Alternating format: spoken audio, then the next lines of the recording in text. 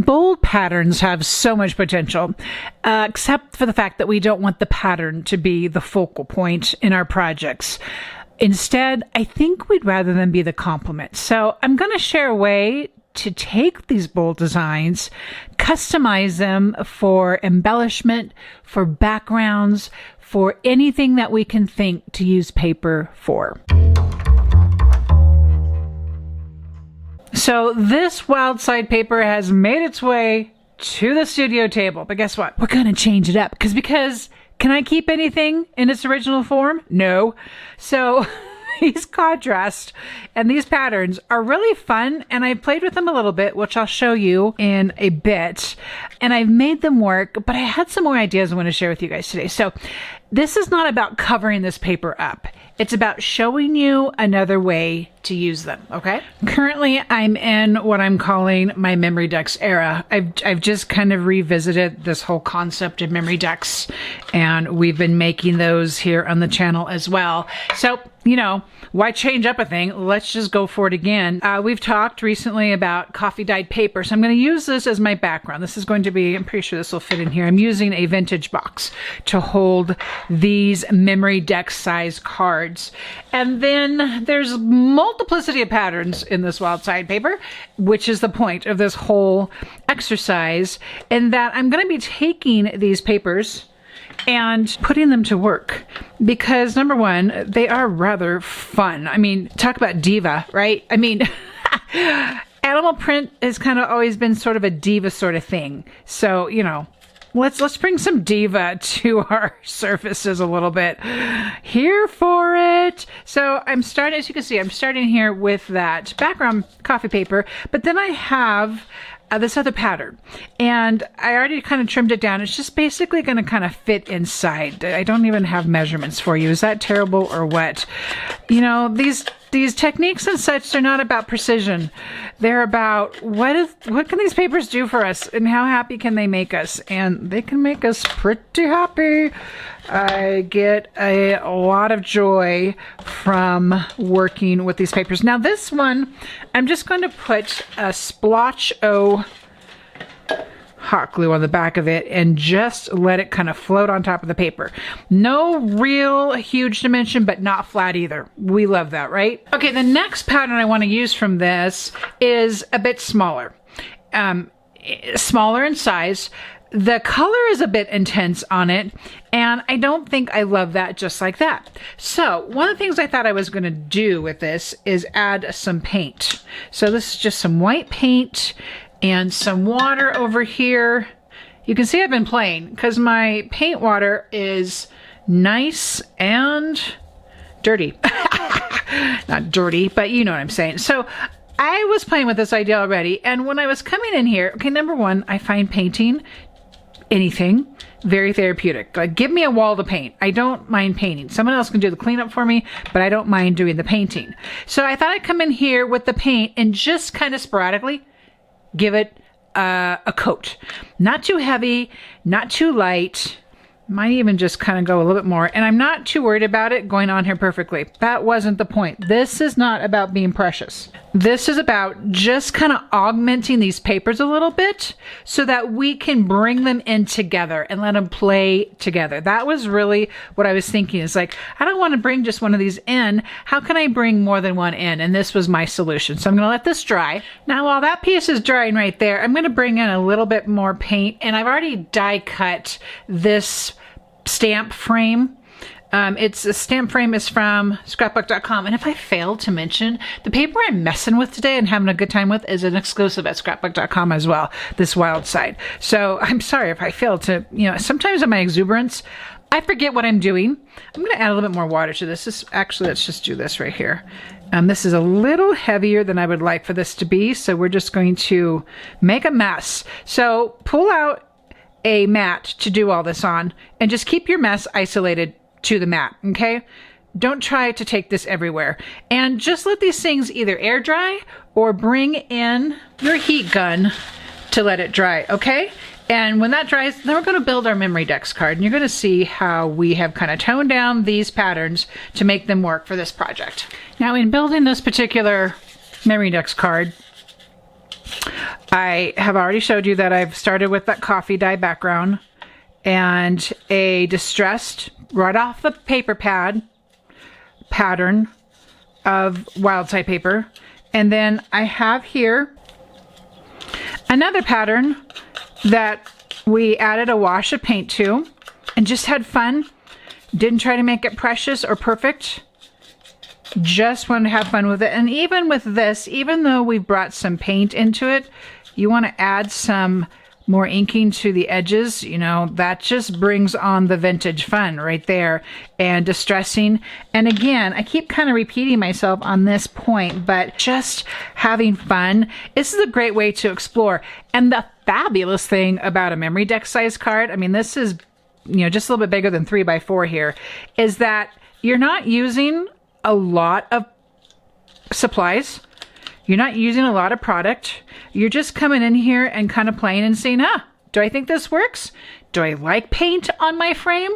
Now, this frame that we painted earlier has been distressed just by sanding. Just sanded some of the edges. I added the double-sided adhesive here that you can see, and not all over, because we don't want things to be all over, because we want to be able to tuck as we go. So be mindful of that when you're adding. I'm trying to put this in such a way that we can still have a good view of this paper behind it. But we want things to be able to kind of float. We want to be able to tuck elements back into it as we go. So if we just mass out the adhesive, we don't have an ability to tuck. So I have some pre-cut, I got a lot of pre-cut things in here. Cozy Foliage, I believe, is what this die is from. And it's also cut out from the solid side of the Wildside paper. So here's another thought as to what we're working on here. For the most part, except for this mixed media coffee dye paper, we're basically using just one pad of paper, which is fun. And so that's the challenge. Try the Wildside. See what you think of that. Look at your other papers as well. And just, what do I need to make these work for me a little better? Do I need to paint them a little bit? Do I want to add some coffee to them? Make them work for you. That's such a fun approach to paper crafting. Is the paper is just a medium.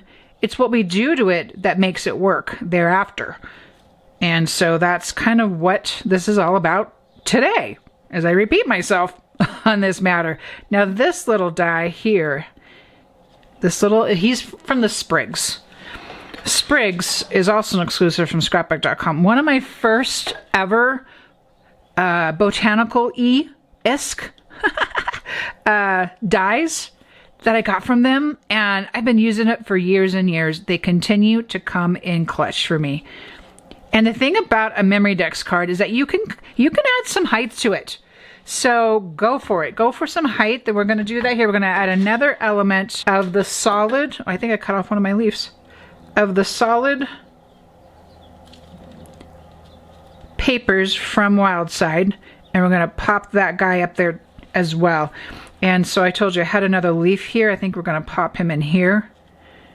Maybe. And hot glue is my friend for adding these real delicate elements. I just want a touch of adhesive just right there on the very tip so that they stay floaty. See, everything is kind of nice and floaty. And that's such a fun effect. I have another one of these die cut, coffee dyed, a lot of words. Little stamp shape. And it's going to come down here, and it's going to be frame to our sentiment. And so with that, I also want to tuck in this guy here. We'll pop a piece of adhesive on this side to keep it secure. Otherwise, it's a bit intertwined into our frame. Pretty cool, huh? Then I have a couple things here. So in coffee dyeing, some of these mixed media papers, I have the insides of the stamp die. So it's just it's just ready for anything. which I love. And I thought I would take this sentiment here. I like the idea of this sentiment currently. It kind of gives title to currently these MemoryDex cards and the journaling that's on the back of them. Currently, creatively, I'm really back into these size cards again and seeing how I can creatively layer them up and put them to good work.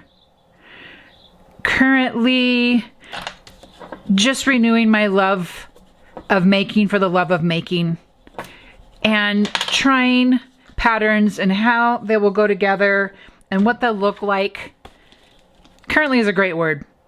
So I'm going to give it a slight bit of a border here and hot glue on the back of that. And it's going to cross over the label and the frame underneath it. At this point, we could say good, or we could say, but wait, here's more.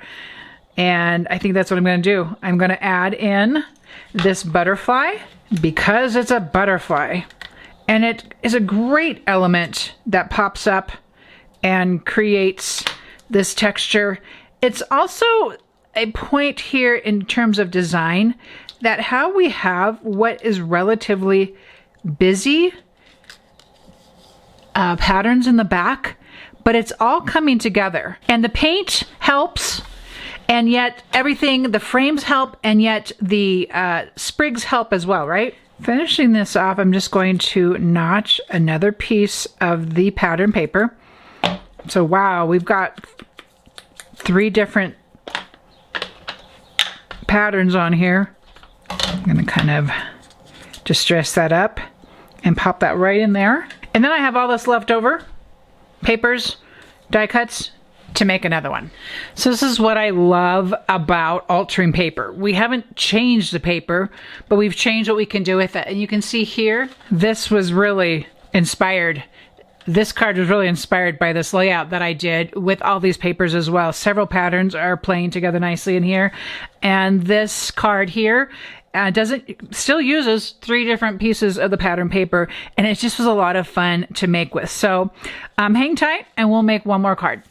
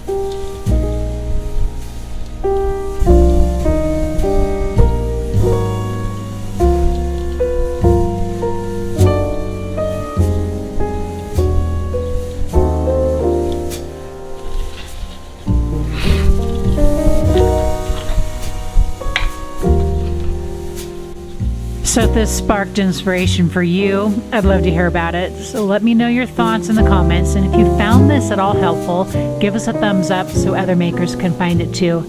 And be sure, if you don't already, to subscribe. I'll see you in the next video.